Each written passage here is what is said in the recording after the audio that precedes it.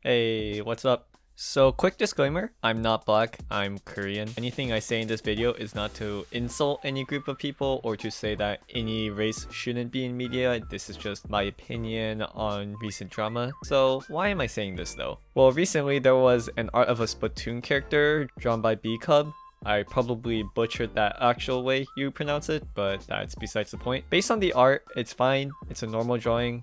So yeah, no, this caused a shitstorm on Twitter for not being black enough. Mainly the user that called this artist out was Shadow. That's the most public one. As of now, her account is private, but she wrote that the artist lightened the skin color and that the eyedropper tool exists. And then Twitter people labeled the artist as racist, saying it was whitewashing or whatever. Well, for people who did say that, there's this one tweet that's really fucking funny. Yeah, no. If Obama isn't whitewashed, then neither is this art. And if he is, then cancel like the sun for lightening things. I don't know. This drama is really stupid.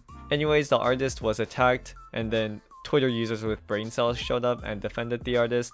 Legal Mindset got involved in this, which was really funny. It's fine now, I guess. The original call-out poster privated her account, so yep. I'm just hiding behind a wall, I guess.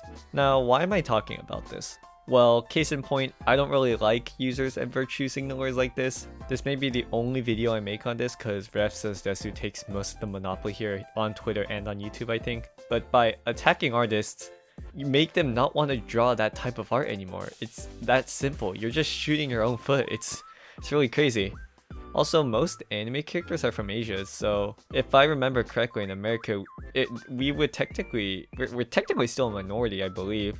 I know it's not the same thing, it's just a quick comment there. Also, I know there was an entire thing where Japanese audiences didn't want their characters being blackwashed, and there's a whole history behind it. All I'm saying is you can be racist towards white people too. Also, if it's not race, it's some other shit like the forbidden word.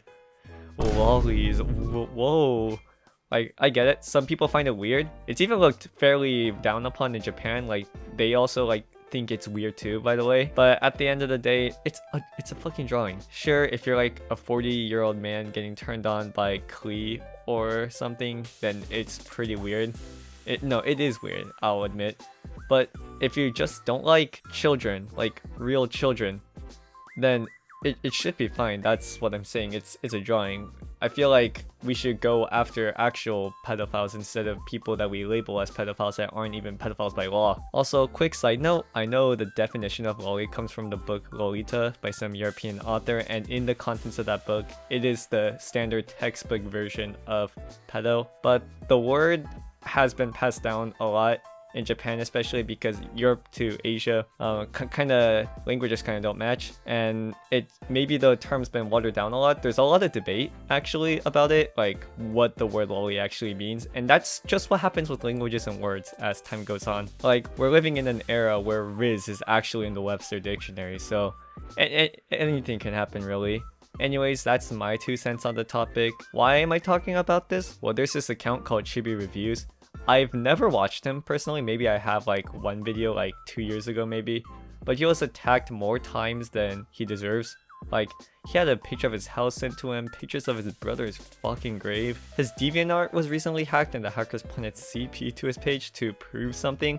Although it just proves that the hackers have CP on their computer, so I don't really get the logic there. Now, Chibi Reviews, I don't know whether he defends Loli or whatever. He has a few videos off of them. I'm just basing it off of this tweet from the perpetrator whose username I won't censor because he's honestly a fucking scumbag. Now, this was allegedly committed by some people in the Boruto fandom, and the perpetrators know a previous person who attacked Chibi Reviews 2 years ago, calling him a pedo, which is how I'm connecting the 2 dots here. See, it's one thing to not like someone, but it's a whole nother thing to do all this. It's a whole nother thing to attack someone, especially to this degree. Like, what in the ever-living fuck happened to like being a rational human being? Like, I can't even call these people humans, like how Chibi Reviews says it.